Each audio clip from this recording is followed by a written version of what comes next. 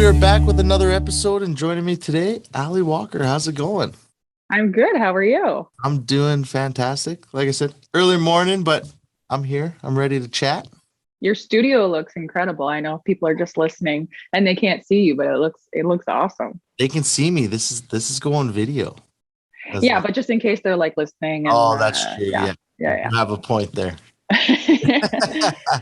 Okay, Alli. So for starters, for those watching who don't know who you are, tell us a little bit about yourself and where you come from. Yeah, I'm from Prince Edward Island, but I live in Ontario now. And I'm a country music singer-songwriter. I moved to Ontario when I was 19 to quote unquote chase the dream and just to have more opportunities than my Prince Edward Island might have to offer. So I moved here, I slugged it out. I played every bar, festival, wedding for about 12 years, go back and forth to Nashville and write and get as much experience as I could because I didn't actually start singing until the end of high school. So I felt like I had a lot of catching up to do. So I kind of took basically a decade to get my 10,000 hours in. And then I put out my debut album 2 years ago called The Basement Sessions. And I wrote the whole thing myself. My husband produced the whole thing.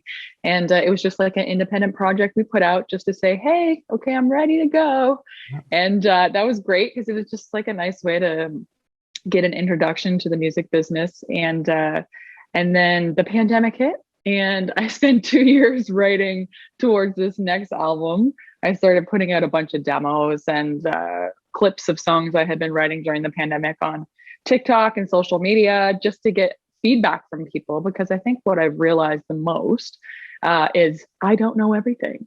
And what I think might be like a great song or a hit song or the feature track on an album, it's usually the complete opposite of what the audience really gravitates towards. So with this album, I decided, hey, why don't you guys just decide what songs are going to be on the album? So with putting up demos and stuff on TikTok, it was like the ones that popped off or had the most engagement or that people related to the most. Those are the ones that I really invested in and recorded for this project. Awesome And then and I finally have a song out. amazing. And I'm going to talk about TikTok in a second, but let's take it back.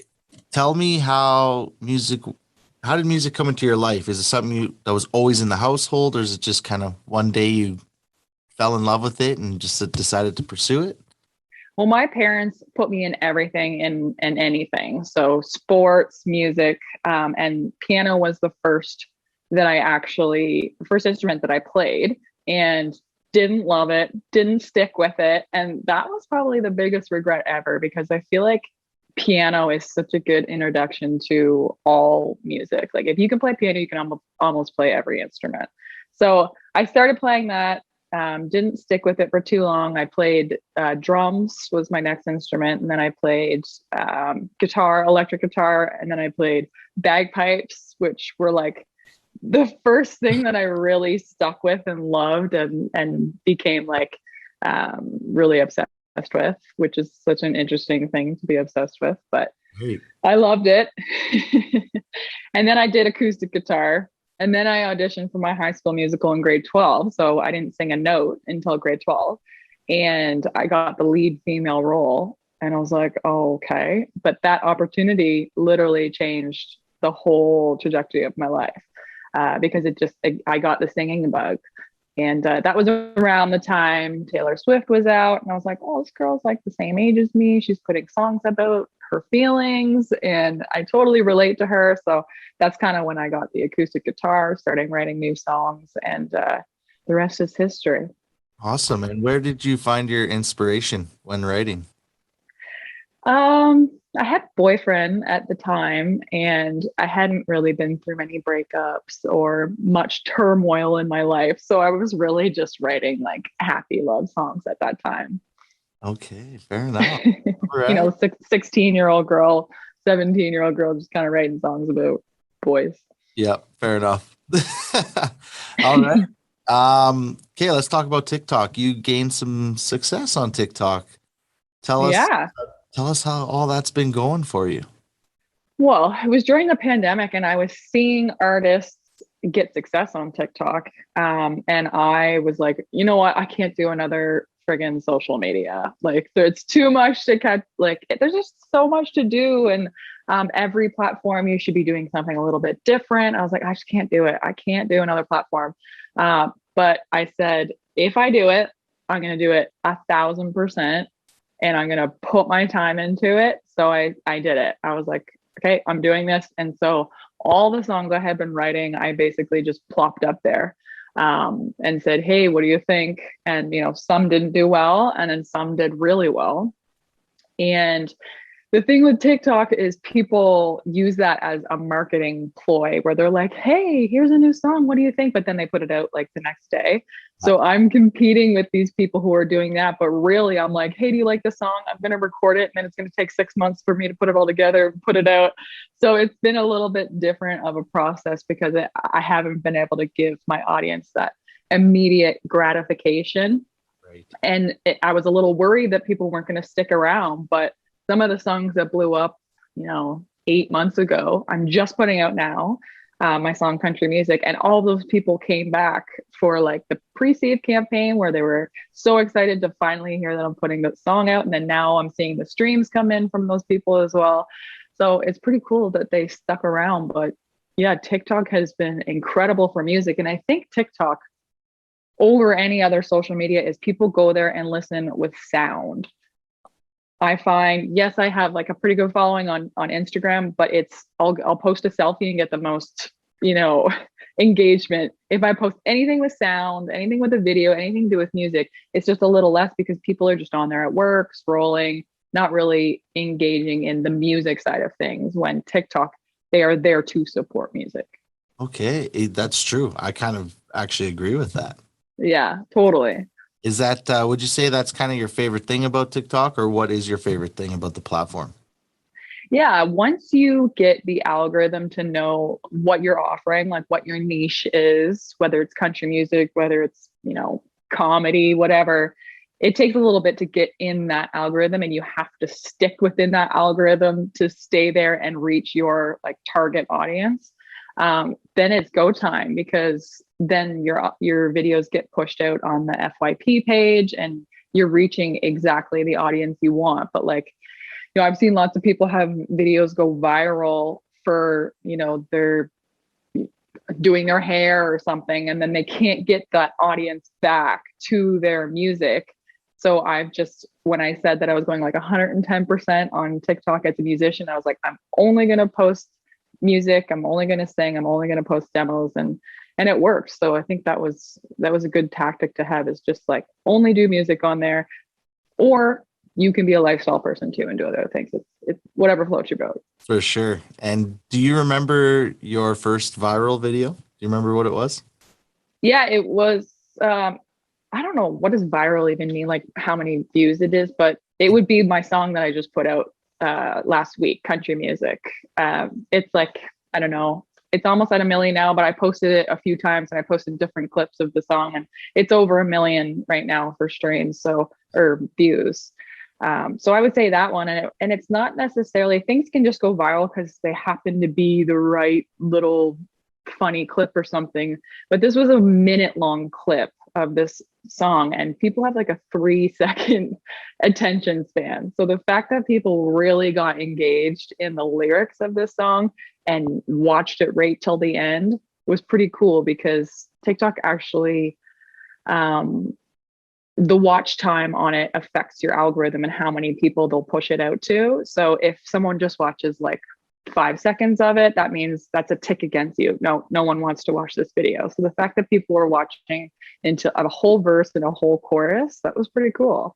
That's awesome. And when did you realize that you had an audience watching you and listening to your music?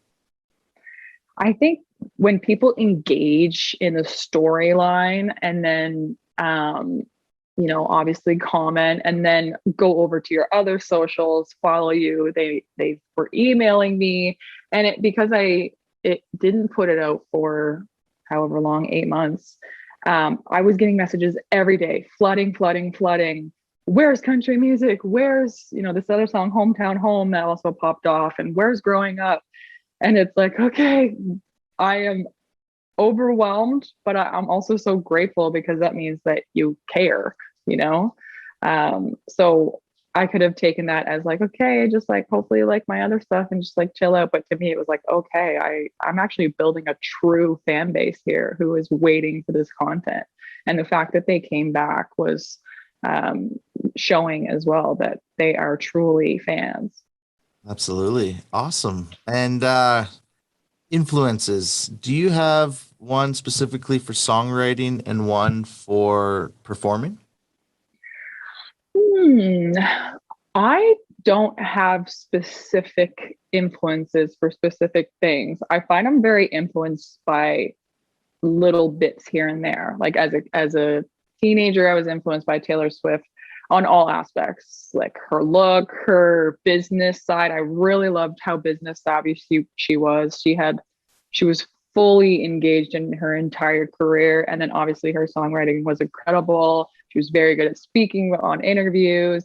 Um, so that was like the main person who said, hey, if you want to be involved in this music business, you can't just look pretty and sing a song. Like you have to write great songs. You have to have the whole package of business minded, and really take your career into your own hands. But other than that, it's like I loved Keith Urban as a kid. I loved Alan Jackson, Martina McBride, but then also like Avril Lavigne and Sum 41. So there's been so many influences over the years. And then when Casey Musgraves came out, loved everything about her, her honesty. She wasn't afraid to just say whatever she thought. And then Maren Morris came out, same thing. She's very like badass, says what she wants. Um, so I guess I gravitate to people who are just very independent and different in their music. Okay, awesome. And okay, let's chat about your new single, Country Music. Tell us about it and how it all came together. Yeah, I mean, yeah, this is the one that popped off on TikTok, and I finally have it out. It's called Country Music, and it is all about the influences and songs that me and the other co-writers grew up on. So I wrote this with Dustin Bird, who's an incredible country artist as well in Canada, and John Harwood, who is also an awesome artist. And we wrote during the pandemic a bunch. We did a song called Together We're Strong, which Brian and Dustin did. And it was a song to benefit Unison during the pandemic, which is a charity that helps musicians throughout the pandemic, but also any other day as well. And they asked me to sing on it. And I have a studio in my house, and I was like, sure, let's do it. And I had never met them before, but I sent it along. They were like, wow, this is, great quality. Like obviously you take your career seriously, and you have like the chops. And I was like, yes, absolutely, let's work together. So I asked them to come to my house and work on my own stuff, because I was still developing the idea and concept around my new album, and I knew I wanted it to be a little bit different than my first album. So they came over, totally understood my vision. We wrote a ton of songs together, and this was one of them. So we could have just wrote a song about like, yeah, we love country music and we grew up on it, blah, blah, blah. But we were like, no, let's make this hard on ourselves. And we put 13 or more influences and references into the song, weaved throughout the lyrics and the storyline of it. So I think that's one thing that the TikTok audience, and now just the streaming audience, is kind of excited with, because it's a treasure hunt of references weave through the lyrics. And people are saying, where's the lyrics? You need to put the lyrics online. Like, because they want to be able to like pinpoint exactly where all of the references are. So Right. I've got a lyric video coming out in a few days that will appease everyone's curiosity on that end. Okay, awesome. And so you have a lyric video. Do you plan to do a music video as well? Yeah, I have a visualizer video coming out for it as well. So basically a music video. Because everybody just wants as much content as possible. So I'm doing a lyric video, visualizer video, maybe some acoustic stuff. So yeah, lots of stuff coming out surrounding the song. And then in the new year, in 2022, I've got singles pumping out every month to 2 months throughout the entire year, and then an album at the very end in the fall. I was gonna say, tell us what people can expect on this album. Yeah, so my first album, I coined the terms mindful music and conscious country. And that was, I was talking all about my mental health journey in my 20s, and just, discovering yourself in your 20s is not only difficult, but also being an artist on top of it and trying to find your way within that. I wrote exactly about that. So people are wondering, hey, are you still in the mindful music and conscious country vein? I am. It's just the next chapter of that. So country music is a good explanation of who's Alli, who are her influences, what did she grow up, what is kind of the sound of her new stuff. It's a great introduction to it.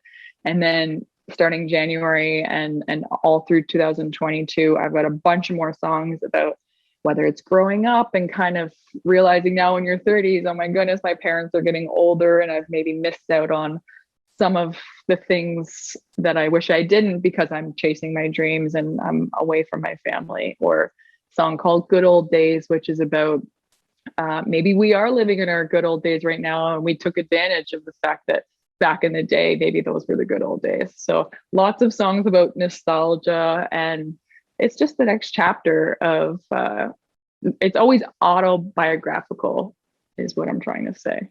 Okay, fair enough. Awesome. And I know every song on your album probably, has a little piece of love for it. What is your favorite song on the album and why? Do you have one? Mm, I know songs. I know artists are like, oh, they're like little children, like I know.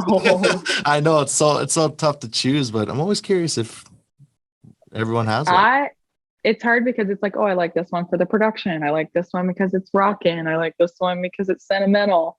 I would say Growing Up, which it is about moving away and chasing your dreams, but at the same time missing a lot of things that are happening at home. And to me, that's about music. Me moving to Toronto when I was 19 and not being around my family. But I didn't realize I posted that on TikTok too, just a clip of it. And a lot of military cadets or army, they really related to it because they're away and they're not seeing their family. So I think it'll be interesting who that hits because I didn't expect it. I thought it was just going to be people that moved away for business or just away from their family in general. But that one really hit a lot of people. So I'm excited to finally get that one out and see what the response is. Yeah, for sure. And moving away, was that hard on you? Is that tough? Or like did it take a No. while to get into the groove of things? Or just I'm here, let's do this. No, I was so excited to just get the heck out of there. I went to university for 1 year and I didn't have the best time. So I was like, get me the heck out of here.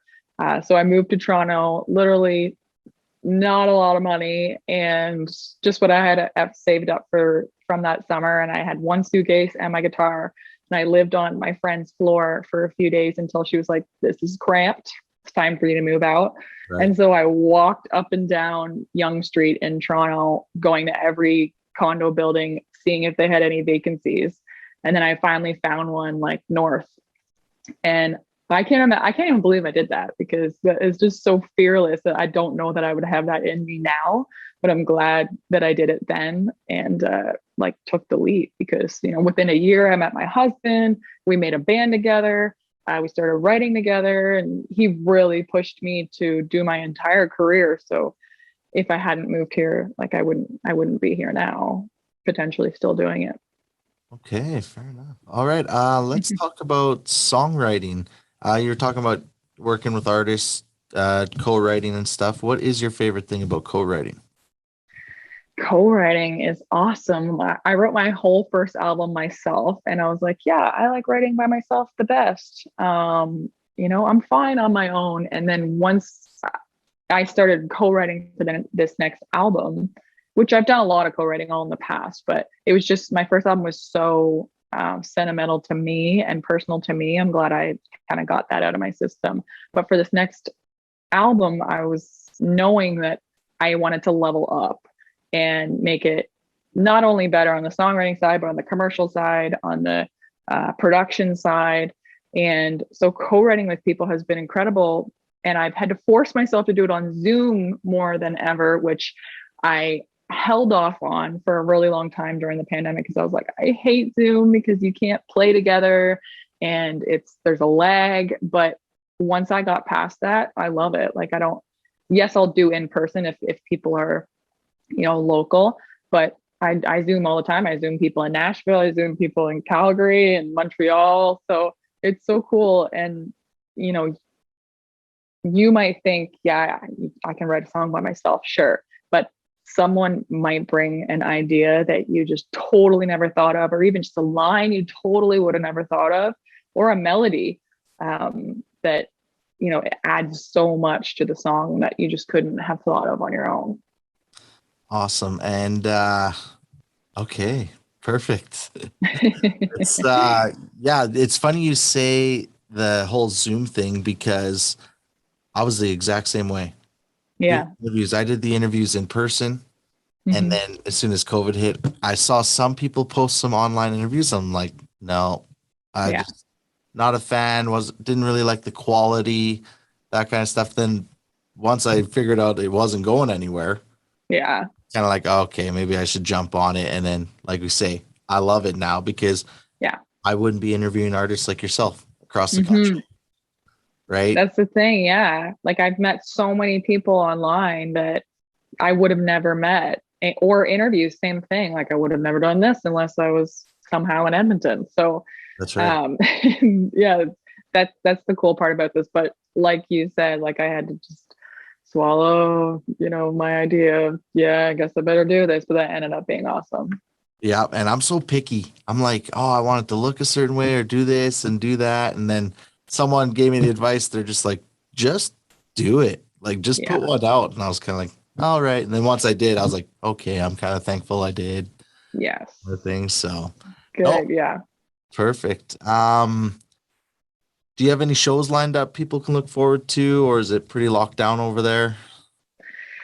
Yeah, I find stuff comes in like last minute. So this last Wednesday or Thursday, I played the Alma Combo in Toronto, which is like a legendary venue that I never thought I would play because it's like a Rolling Stones, Stevie Ray Vaughan played there. But my co-writer, Justin Bird, he had a show there and he asked me to open for him. And it was an incredible show because tons of industry people came out and it was almost like a CCMA. Like there was so many industry folk that I finally got to see for the first time since the beginning of the pandemic. Right. And then I played in Chatham, Kent, here in Ontario this past weekend. I'm doing a songwriters round in Oakville at Moonshine Cafe tomorrow. And then some of the gigs that I had booked, 2 years ago, whether more like private events, they're starting to rebook because they finally can with the pandemic. And venues here are pretty much fully open, I believe. So, it's just things are slowly coming in, but also things like festivals or, events that are starting to be booked for maybe the spring and summer. A lot of those, I think they'll be booking more the artists that had been on the bill maybe 2 years ago or a year ago, and giving those opportunity to the artists that are signed or the artists that, might be a bit bigger. So I'll be curious as to see, where the opportunities go, because all those artists haven't been performing at all either. And some of us smaller artists, we can play those smaller venues or clubs or whatever, and still get those opportunities. But they're the bigger opportunities, I'm sure the bigger artists have been waiting for, For sure. Yeah. Okay. Are you going to the CCMAs? Yeah. Well, I mean, they're like 45 minutes away from here. I guess so. So it would be pretty crazy not to go. I'd be curious as well what it'll be like regarding the pandemic. But I want to see everybody, and I don't know. Like, are you going? I'm in the middle still because I've got friends and people that I know that are half are going and half aren't. Like it's some of us over here are kind of like, is it worth the money this year? Mm-hmm. That I don't know. It's That's what I've been hearing. I feel like it might be kind of like an Ontario words, I think yeah, everyone in Ontario will probably make it out, but I'm not sure that artists that live out west and a lot of Nashville, Canadians that are in Nashville, it's US Thanksgiving. So I guess flights are crazy and stuff. So I'll be curious as to what the turnout's like. I am curious. I mean, I do want to go though. I know that. Yeah, of course. Yeah, it'd be nice to see everybody. Yeah, and then I don't know if I would attend like all the little things. I think it'd be more just to, like you say, come see everyone, Parties. parties. Yeah, events. Yeah, it's hard because they don't usually announce a lot of the seminars until last minute either. And you might have to buy a ticket or something like the gala. It's like several $100s. And who knows if you can even get up off your seat, without a mask or chatting. And I don't think there's a cocktail hour anymore. So it's tough to know, where to spend your funds or to just try and meet up with people separately. That's it. Yeah, and I've been told to try Radio Row, but I'm like, I don't know if I want to try it this year yet. Like maybe Mhm. next year. We'll see. Yeah. Yeah. Same. Okay, cool. Last thing. Tell everyone where they can find you on social media. Yeah. At Alli Walker Music, ALLI, on, Instagram, TikTok, Facebook, YouTube, and then my Twitter is just Alli Walker or alliwalker.ca, or just Google it. I'm sure we'll You'll we'll pop we'll up. find each other. Absolutely. All right, guys, go grab her newest single, Country Music. And Allie, thanks so much for taking the time today. Yeah, thank you for having me. I appreciate it. See, it's nice we got to meet and do this, and it wouldn't have happened. Exactly. I agree. So let's stay in touch and hopefully I'll maybe see you at CCMAs. If not, I'm sure we'll run Yeah, into each other at some point. absolutely. All right. Well, you take care and yeah, we'll chat soon. Thank you. See ya. Yeah.